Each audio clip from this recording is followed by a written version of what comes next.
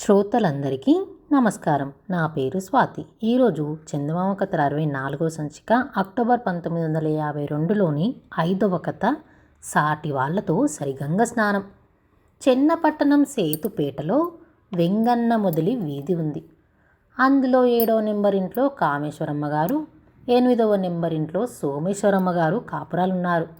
ప్రతి విషయంలోనూ ఈవిడకు పోటీగా ఉంటూ ఉండేది. కూతురు పుట్టినరోజు వస్తే ఇద్దరూ చేశారు. సోవమ్మ కాగితపు సంచిలలో తాంబూలం, అరటిపండు, మిఠాయి ఉండా పెట్టి ముత్తైదులకు పంచిపెడితే, కావమ్మ కాగితపు సంచికి బదులు గుడ్డ సంచీలు కుట్టించి ప్రతి సంచిలోనూ అదనంగా కొబ్బరికాయ, మైసూరు పాకు, ఇంకా ఏవేవో గమ్మత్తులు పెట్టి మరింత దర్జాగా పంచిపెట్టింది. ఆవిడ 2 అంగుళాల జరి అంచు చీర కొనుక్కుంటే, ఈవిడ 3 అంగుళాల జరి అంచు చీర కట్టుకొని పని ఉన్నట్లు వెళ్ళి ఆవిడకు ప్రదర్శించొచ్చేది. 7వ నెంబర్ ఇల్లు, 8వ నెంబర్ ఇల్లు కొత్తగా కట్టినవే. 8వ నెంబర్ ఇంటికి ఎలక్ట్రిక్ దీపాలున్నాయి, కావమ్మ గారింటికి లేవు. కావమ్మ గారికి ఇది కష్టంగానే కనిపించింది. సోవమ్మకు కూడా దీపాలు లేకపోతే ఈవిడకంత కష్టంగా ఉండకపోను. కావమ్మకి మరొక బాధ కూడా వచ్చింది. ఏమిటంటే, సోవమ్మ గారు రేడియో కొనుక్కున్నారు. అసూయతో కావమ్మ చిక్కిపోవటం మొదలుపెట్టేసరికి ఆవిడ భర్త విద్యుత్ దీపాలకు బదులు ఒక పెట్రోమాక్స్ లైటు, రేడియోకు బదులు ఒక గ్రామఫోను కొని తెచ్చాడు. కావమ్మ గారు పెట్రోమాక్స్ దీపాన్ని రోజు సాయంత్రం 4 గంటలకే వెలిగించి కూర్చునేది గొప్ప కోసం. 8వ నెంబర్ ఇంట్లో రేడియో వినిపిస్తుంది అనేసరికి యువతల అన్నం వార్పుకు వచ్చినా వదిలేసి పోయి గ్రామఫోను వేసొచ్చేది. ఆ వీధిలో మహిళామణులంతా సోవమ్మ గారంటే మర్యాదగా చూసేవారు. ఇది కావమ్మకి అమర్యాదగా ఉండేది. ఇంతలో దసరా పండుగలు వచ్చాయి. వీధి ఆడవాళ్ళంతా ఒక తీర్మానం చేశారు. ఎవళ్ళింట వాళ్ళు బొమ్మల కొలువులు పెట్టుకోవడం కన్నా అందరి బొమ్మలు చేర్చి లలితమ్మ గారింట పెద్ద కొలువు పెట్టి బ్రహ్మాండంగా చేద్దాం అని అనుకున్నారు. అందుకు సోవమ్మ, బాగానే ఉంది ఈ పద్ధతి అని అంది. అప్పుడు కావమ్మ, ఈ మాట అసలు నాకే తోచింది, నేను చెప్దామనుకుంటుంటే వాళ్ళు చెప్పేశారు అని అంది. ఎవరు చెబితే లేండి కానీ సోవమ్మ గారు, మన ఉత్సవాలు బాగా జరగాలంటే మీరొక్క ఉపకారం చెయ్యాలండి అంది లలితమ్మ. ఆదుర్దాగా వింది కావమ్మ.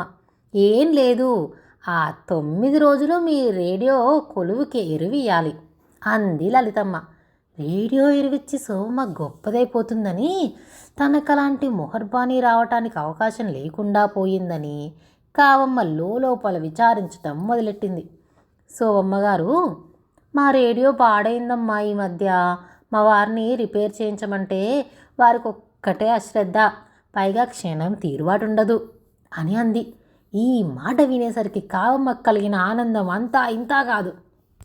సోవమ్మ వెళ్ళగా చూసి ఆమె లలితమ్మతో, చూసావా ఎంత అబద్ధమాడిందో, రేడియో పాడైందట, ఇప్పుడే కదటమ్మా పెట్టుకున్నారు వాళ్ళు అని ఒక పచ్చి అబద్ధం చెప్పి, పోనీ కానీ మా గ్రామఫోన్ ఇస్తాను పట్టించుకెళ్ళండి, చక్క ఏ ప్లేటు కావలిస్తే అది పెట్టుకోవచ్చు, ఎల్లుండి పాడ్యం నాడు పొద్దుటే రండి, పని మనిషిని ఎత్తిన పెట్టి పంపుతాను అని అంది. కృతజ్ఞత తెలిపి లలితమ్మ వెళ్ళిపోయింది.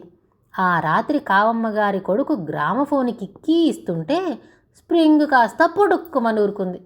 అయ్యో, కొంప ముంచావురా, ఎల్లుండి లలితమ్మ వస్తే ఏమని చెప్పేది అంటూ బాధపడింది కావమ్మగారు.